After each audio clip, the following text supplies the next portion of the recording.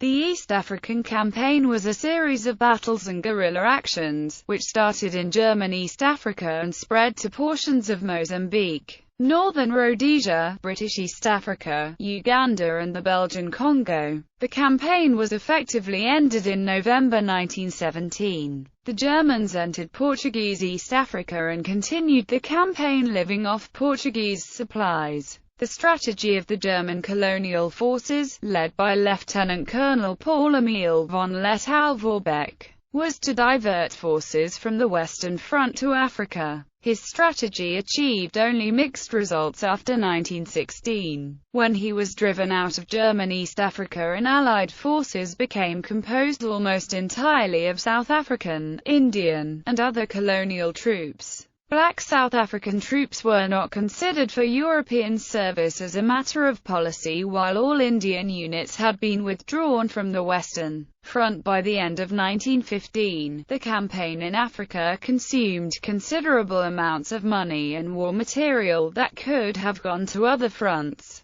The Germans fought for the whole of World War I, receiving word of the armistice on 14 November 1918 at 7:30 a.m. Both sides waited for confirmation and the Germans formally surrendered on 25 November. German East Africa became two League of Nations Class B mandates, Tanganyika territory of the United Kingdom and Rwanda-Urundi of Belgium, while the Kayanga Triangle became a mandate of Portugal. Background: German East Africa was colonized by the Germans in 1885. The territory itself spanned 384,180 square miles and covered the areas of modern-day Rwanda, Burundi and Tanzania. The colony's indigenous population numbered 7.5 million and was governed by just 5,300 Europeans. Although the colonial regime was relatively secure, the colony had recently been shaken by the Meiji Rebellion of 1904–5, whose effects were still being felt by 1914. The German colonial administration could call on a military Schutztruppe of 260 Europeans and 2,470 Africans, in addition to 2,700 white settlers who were part of the reservist Landsturm, as well as a small paramilitary gendarmerie. The outbreak of World War I in Europe led to the increased popularity of German colonial expansion and the creation of a Deutsche Mittelafrika, which would parallel a resurgent German Empire in Europe. Mittelafrika effectively involved the annexation of territory, mostly occupied by the Belgian Congo, in order to link the existing German colonies in East, Southwest and West Africa. The territory would dominate Central Africa and would make Germany as by far the most powerful colonial power on the African continent. Nevertheless, the German colonial military in Africa was weak, poorly equipped and widely dispersed. Although better trained and more experienced than their opponents, many of the German soldiers were reliant on weapons like the Model 1871 rifle, which used obsolete black powder. At the same time, however, the militaries of the Allied powers were also encountering similar problems of poor equipment and low numbers. Most colonial militaries were intended to serve as local paramilitary police to suppress resistance to colonial rule and were neither equipped nor structured to fight wars.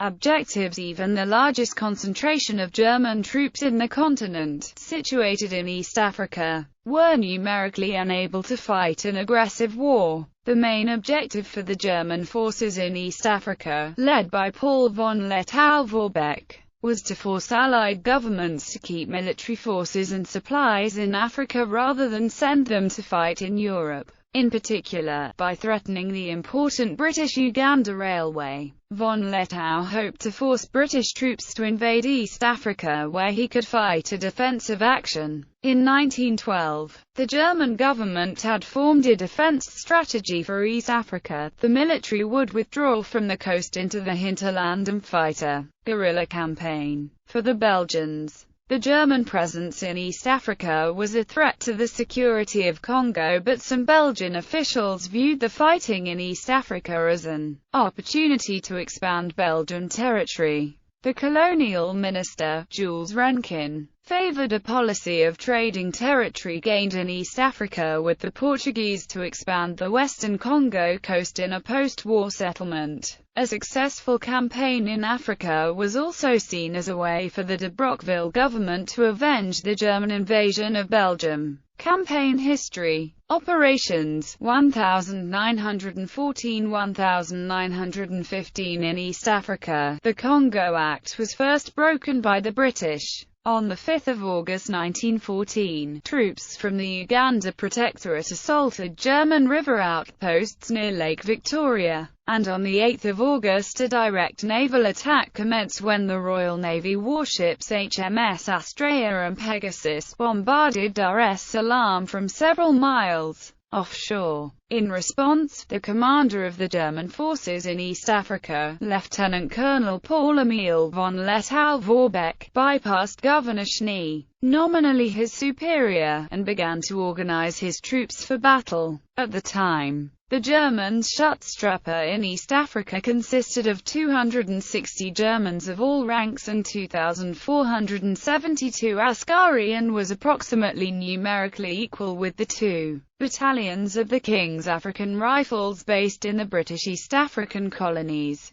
On 15 August, German Askari forces stationed in the Noi Moshi region engaged in their first offensive of the campaign. Tabata on the British side of Kilimanjaro fell to 300 Askari of 2 field companies, with the British firing a token volley and retiring in good order. In September, the Germans began to stage raids deeper into British East Africa and Uganda. German naval power on Lake Victoria was limited to Hedwig von Wissmann and Kingani, a tugboat armed with 1 pom-pom gun, causing minor damage but a great deal of news. The British then armed the Uganda Railway Lake steamers SS William Mackinnon, SS Kavirondo, Winifred and Sybil as improvised gunboats. 2 of these trapped the tug, which the Germans scuttled. The Germans later raised her, dismounted her gun for use elsewhere, and continued to use the tug as an unarmed transport, with the tug disarmed, teeth removed.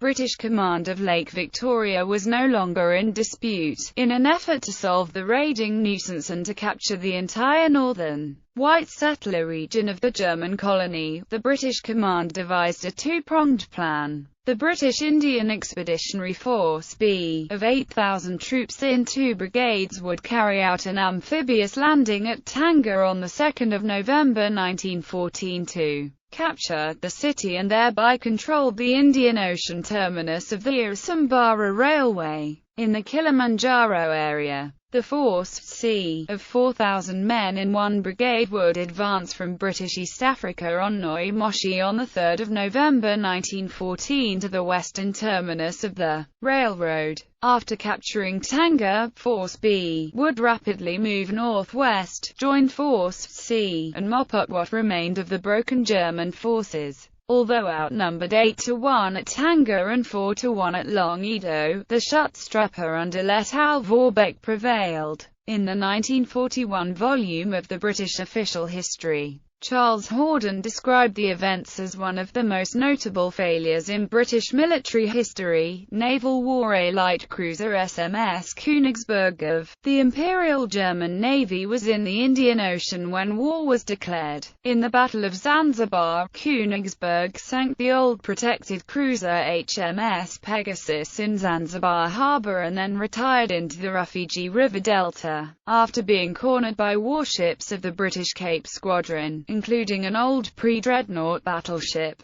2 shallow draft monitors with 6-inch guns were brought from England and demolished the cruiser on the 11th of July 1915. The British salvaged and used 6 4-inch guns from the sunken Pegasus, which became known as the Peggy guns. The crew of Königsberg and the 4.1-inch main battery guns were taken over by the Schutztruppe and saw major use in various points throughout the area until the end of operations. Lake Tanganyika expedition. The Germans had controlled the lake since the outbreak of the war, with 3 armed steamers and 2 unarmed motorboats. In 1915, 2 British motorboats, HMS Mimi and Tau Tau, each armed with a 3-pounder and a Maxim gun, were transported 3,000 miles by land to the British shore of Lake Tanganyika. They captured the German ship Kangani on 26 December, renaming it HMS Fifi, and with 2 Belgian ships under the command of Commander Geoffrey Spicer Simpson. It attacked and sank the German ship Hedwig von Wissmann. The Graf von Goetzen and the Whammy, an unarmed motorboat, were the only German ships left on the lake. In February 1916, the Whammy was intercepted and run ashore by the crew and burned. L'Étoile Vorbeck then had its Königsberg gun removed and sent by rail to the main fighting front. The ship was scuttled in mid-July after a seaplane bombing attack by the Belgians on Kigoma, and before advancing Belgian colonial troops could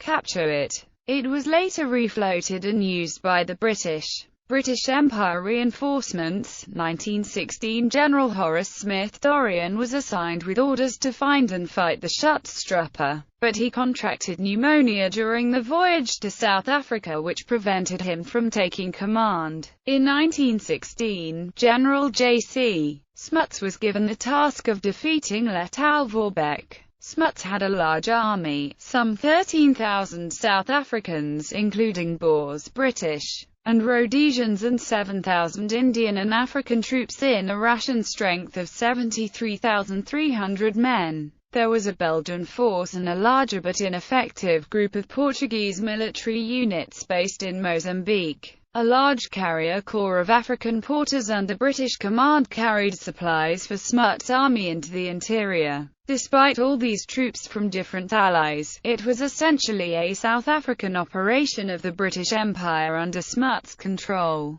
During the previous year, L'Étoile Vorbeck had also gained personnel, and his army was now 13,800 strong. Smuts attacked from several directions. The main attack was from the north out of British East Africa, while substantial forces from the Belgian Congo advanced from the west in 2 columns over Lake Victoria on the British troop ships SS Ruinga and SS Uzaga and into the Rift Valley. Another contingent advanced over Lake Nyasa from the southeast. All these forces failed to capture L'Étoile Vorbeck, and they all suffered from disease along the march.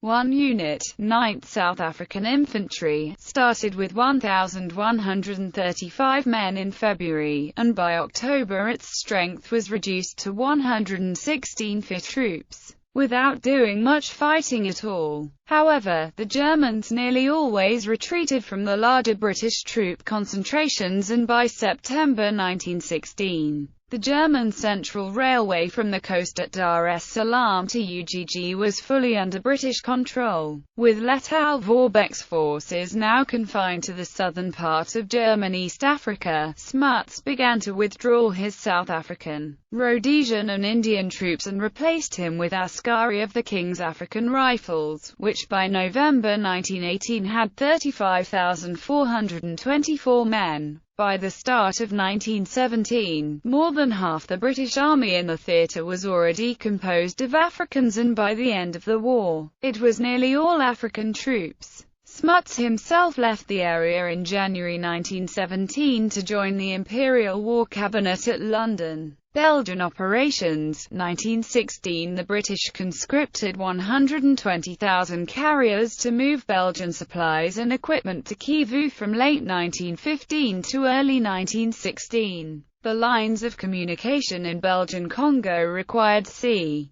260,000 carriers, which were banned by the Belgian government from crossing into German East Africa, and Belgian troops were expected to live off the land. To avoid the plundering of civilians, loss of food stocks and risk of famine, with many farmers already conscripted and moved away from their land, the British set up the Congo Carrier Section of the East India Transport Corps with 7,238 carriers, conscripted from Ugandan civilians, and assembled at Mbarara in April 1916. The Force Publique started its campaign on 18 April 1916 under the command of General Charles Toomer, Colonel Molitor and Colonel Olsen, and captured Kigali on 6 May. The German askari in Burundi were forced to retreat by the numerical superiority of Force Publique, and by 17 June, Burundi and Rwanda were occupied.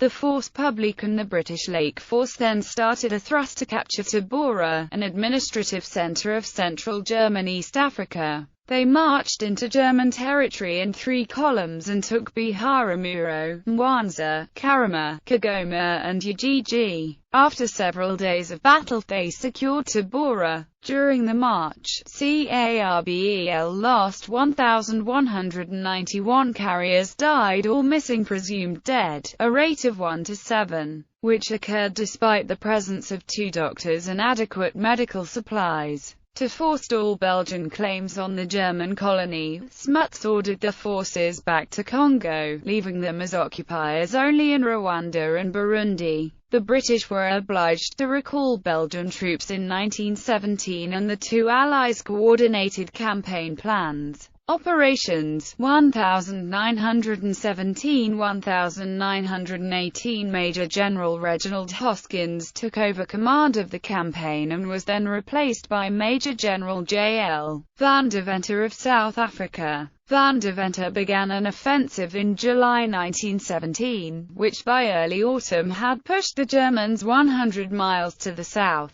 From 15 to 19 October 1917, Lettow-Vorbeck fought a mutually costly battle at Mahiwa, with 519 German casualties and 2,700 British casualties in the Nigerian Brigade. After the news of the battle reached Germany, Lettow-Vorbeck was promoted to General Major. British units forced the Schutztruppe Southern on 23 November. Lettow-Vorbeck crossed into Portuguese Mozambique to plunder supplies from Portuguese garrisons. The Germans marched through Mozambique in caravans of troops, carriers, wives and children for 9 months, but were unable to gain much strength. Lettow-Vorbeck divided the force into 3 groups on the march. One detachment of 1,000 men under Hauptmann Theodor Taffel was forced to surrender. After running out of food and ammunition, Lettow and Taffel were unaware they were only 1 day's march apart. The Germans returned to German East Africa and crossed into northern Rhodesia in August 1918. On 13 November, 2 days after the armistice was signed in France, the German army took Kasama, which had been evacuated by the British. The next day at the Chambersy River, Lettow-Vorbeck was handed a telegram announcing the signing of the armistice, and he agreed to a ceasefire. Lettow-Vorbeck marched his army to Abercorn and formally surrendered on 25 November 1918. Aftermath. Analysis. In one capacity or another, nearly 400,000 Allied soldiers, sailors, merchant marine crews, builders, bureaucrats,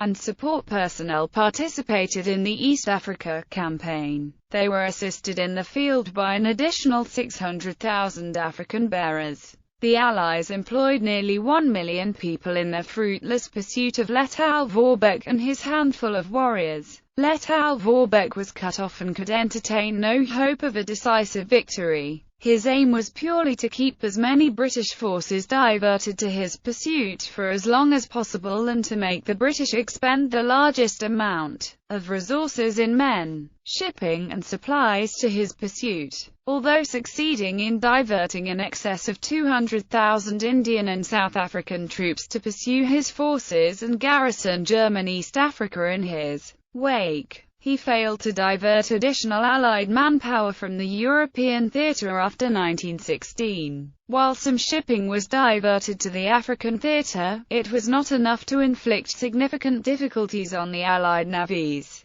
Casualties. In Strachan's estimate of 2001, British losses in the East African campaign were 3,443 killed in action, 6,558 died of disease, and c. 90,000 deaths among African porters. In 2007, PACE recorded c. 22,000 British casualties in the East African Campaign, of whom 11,189 died, 9% of the 126,972 troops in the campaign. By 1917, the conscription of c. 1 million Africans as carriers depopulated many districts and c. 95,000 porters had died, among them 20% of the carrier corps in East Africa. A colonial office official wrote that the East African Campaign had not become a scandal only because the people who suffered most were the carriers, and after all, who cares about native carriers, in the German colonies? No records of the number of people conscripted or casualties were kept, but in the German official history, Ludwig Boel wrote, "Of the loss of levies, carriers, and boys sick, we could make no overall count due to the absence of detailed sickness records." PACE noted a 1989 estimate of 350,000 casualties and a death rate of 1 to 7 people. Carriers were rarely paid and food and cattle were requisitioned from civilians. A famine caused by the subsequent food shortage and poor rains in 1917 led to another 300,000 civilian deaths in German East Africa. The impressment of farm labor in British East Africa and the failure of the 1917-1918 rains led to famine, and in September Spanish flu reached sub-Saharan Africa. In British East Africa 160,000–200,000 people died. In South Africa there were 250,000–350,000 deaths, and in German East Africa 10 to 20% of the population died of famine and disease. In Sub-Saharan Africa, 1,500,000–2 million people died in the flu epidemic. Gallery. German East African Campaign. Bridge on the Morogoro to Bora Railway, German East Africa, destroyed by Germans, 1916. Troop train en route for Dar es Salaam, Mikessa, December 1916. Nigerian Brigade. Water camp on Mikessa, IUW Road, December 1916. Captain Gardner and 3 other medical officers of the Nigerian Field Ambulance. German East African Campaign. Faridcoat sappers and miners pontoon on Rufiji River at Kipenio, January 1917. Nigerians crossing a stream on the road at Kisaki, January 1917. A halt on the march from Kisaki to Rufiji River, January 1917. Nigerian Brigade. General van der Venter's inspection of Nigerian Brigade at Morogoro, July 1917. Lookout at Msindi, September 1917. King's African Rifles near Msindi, September 1917.